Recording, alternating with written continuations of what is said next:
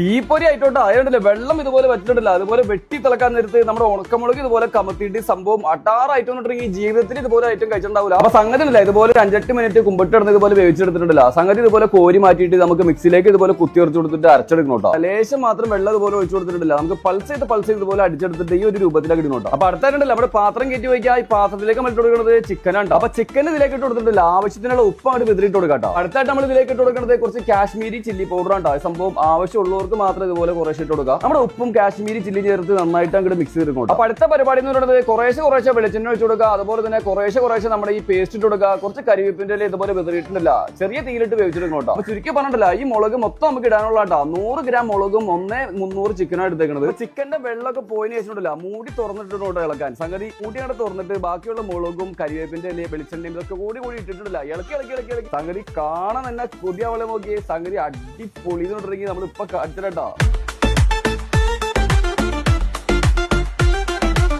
വായിലേക്കാണ് കൊത്തിയിട്ടിട്ടുണ്ടല്ല. ഇതുപോലെ പീസ് എടുത്ത് കടിച്ച് കുറച്ച് തിന്നാൻ നേരത്തെ നമുക്ക് പറയാനുള്ളതല്ല. അതായത് വേറെ മസാലകളൊന്നും ഇല്ലാതെ അതിൽ മുളകും ഉപ്പും വെളിച്ചെണ്ണ മാത്രം ചിക്കൻ ഇതുപോലെ കഴിച്ചോണം.